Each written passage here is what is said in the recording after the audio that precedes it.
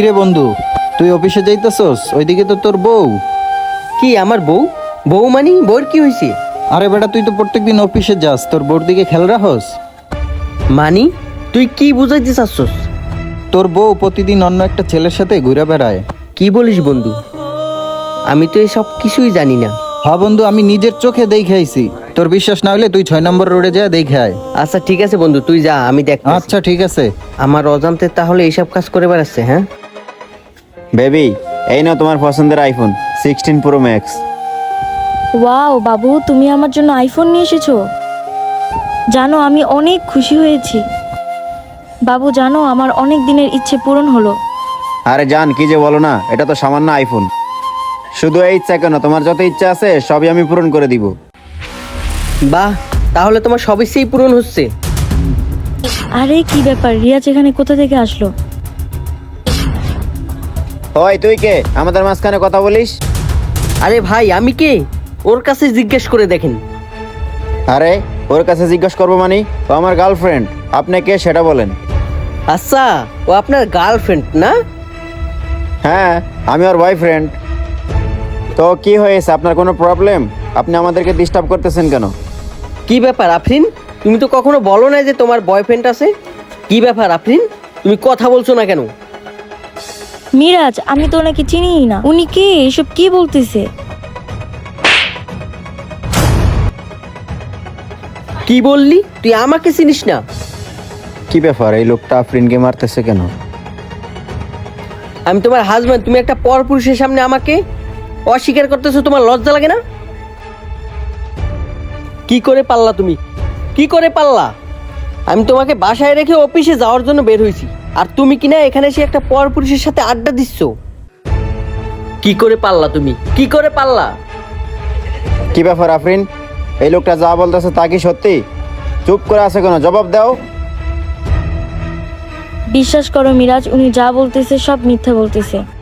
হ্যাঁ, তুমি ঠিকই বলছো, আমি মিথ্যা বলছি। আসলে ভুলটা ছিল আমার। তোমার মতন একটা মেয়েকে আমি বিয়ে করছি, তোমার জন্য আমি কিনে করেছি। তোমার আইফোনের দরকার ছিল, তুমি আমাকেই বলতে পারতাম, আমি তোমাকে কিনে দিতাম। আমি চেষ্টা করতাম তোমার সকল চাহিদা পূরণ করার জন্য, কিন্তু তুমি তা না করে এখানে এসে একটা পরপুরুষের সাথে পরকীয়া করতেছো। ছি ভাই, বিশ্বাস করেন, আমি চেষ্টা করছি ওর সকল চাহিদা পূরণ করার জন্য, কিন্তু ওর চাহিদা যে এত বেশি সেটা ছিল কল্পনার বাইরে। আচ্ছা, আমাদের না একটা 2 বছরের সন্তান আছে, তার চেহারাটা কি একটু মনে পড়ে না? আর তার কথাটা কি একটা মুহূর্তের জন্য ভাবলা না? আর তুমি কি ভাবতেছো? তুমি এদিকে আরেকজনের সাথে সুখে সংসার করবে, আর ওদিকে বাচ্চাটা মাহারা এতিম হয়ে থাকবে। আর শোনো, তোমাকে একটা কথা বলি, তোমাদের মতন নারীর কারণেই আজ পুরুষ মানুষ খারাপ হচ্ছে, আর পুরুষ মানুষের জন্য খারাপ হচ্ছে না। এই তোমাদের মতন নারীর কারণেই খারাপ হচ্ছে, আর তোমরা দিন দিন পুরুষের জীবন নষ্ট করতেছো। আর ভাই, আপনাকে কি বলবো, তার হাজবেন্ড থাকা সত্ত্বেও সে আপনার সাথে রিলেশন করতেছে, কিন্তু আপনাকে যে ছেড়ে যাবে না তার কি গ্যারান্টি আছে? ভালোই হলো, আল্লাহ আমাকে আজকে এই দিনটা দেখিয়েছে। আর যদি চোখে না দেখতে পারতাম তাহলে তো বিশ্বাসই করতে পারতাম না আমার ওয়াইফ এতটা খারাপ। শোনো আফরিন, তোমাকে একটা কথা বলি, আসলে আমি তোমাকে মন থেকে ভালোবাসছিলাম, কিন্তু তুমি সেই ভালোবাসার মূল্য দিতে জানলা না। আসলে আসলে আমি ভুল করছিলাম তোমার মতন মেয়েকে বিশ্বাস করে। মিরাজ, তুমি বিশ্বাস করো, ওর একটা কথাও সত্যি নয়, সব মিথ্যে বলতেছে। চুপ, একদম চুপ। একটা ছেলে মানুষের চোখ দেখলে বোঝা যায় সে সত্যি বলছে না মিথ্যে বলছে। তুমি আর একটা কথাও বলবো না। হ্যাঁ, আমরা পুরুষ, আমরা কষ্ট করি, আর আমার কারি কারি টাকা আছে। তুমি আমার সেই টাকা থেকে আমার প্রেমে পড়ছিল না। শোনো, আমি আর তোমার সাথে সম্পর্ক রাখবো না। শোনো, তোমাকে একটা কথা বলি, এই সোনার টুকরা একটা ছেলে, তুমি তাকে রেখে আমার সাথে রিলেশন করতেছো। আর ভাই, আমি তো জানতামই না ওর একটা বাচ্চা আছে আর হাজবেন্ড আছে। আর বাচ্চা হাজবেন্ড তো দূরের কথা, আমি তো জানতামই না ওর বিয়ে হয়েছে। আর যদি জানতাম তাহলে তো আমি ওর সাথে কখনোই রিলেশন করতাম না। আর ও তো আমাকে কখনো কিছু বলে নাই, ও তো আমার কাছ থেকে সব লুকাইছে। তোমরা মেয়েরা কেন এগুলো করো?